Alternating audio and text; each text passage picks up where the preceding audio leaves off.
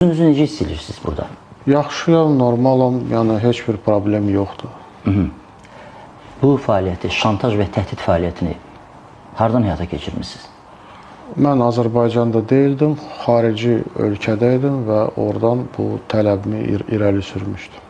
Sizə kim demişdi ki, bu video və foto şəkillər Alyona Əliyevə məxsusdur?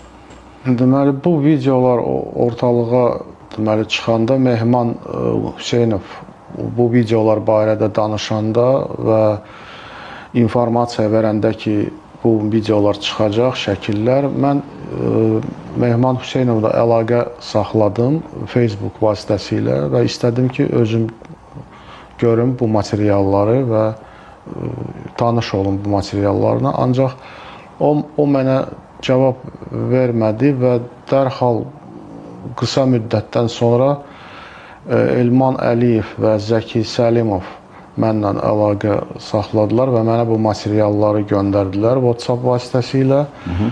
Mən o materialları görəndə inanmadım ki, bu Alyona Əliyevadır, yəni ona bənzətmədim və ikisindən də soruşdum ki, bəs doğrudan da mı bu həmin qadındır, yoxsa bu yəni ona oxşayan bir qadındır? Onlar dedilər ki, və Elman Əliyev mənə cavab verdi ki, bəs bu doğrudan da Alyona Əliyevanın videosudur. Sadəcə olaraq yəni köhnə videodur, ona görə müəyyən dəyişikliklər ola bilər.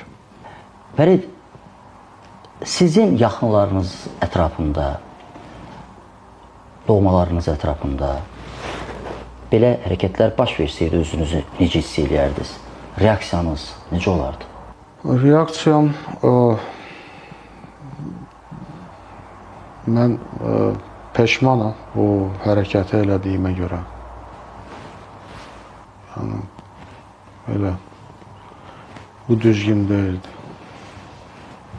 Beynəlxalq Əlaqələr Universitetini bitirmişsiniz. İxtisasınız nə idi? Beynəlxalq informasiya, ictimaiyyətlə əlaqələr, PR. Oğlunuzun 13 yaşı var. Harada oxuyur? Məktəbdə, Tümendə. Tümendə məktəbdə oxuyur. Nə vaxt görmüşsünüz onu? Axırıncı dəfə yayda. Yayda görüşmüşsünüz. O, necə bilirsiniz, sizlə fəxr eləməlidir, yoxsa utanmalıdır?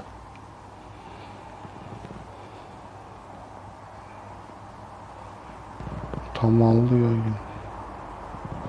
Kifayət qədər vaxtınız olacaq gələcəyi fikirləşməyə, ən azı o 13 yaşlı oğlunuzun taleyini fikirləşməyə. Allah bəslət gözünüzü açsın. Sağ olun, çox sağ olun.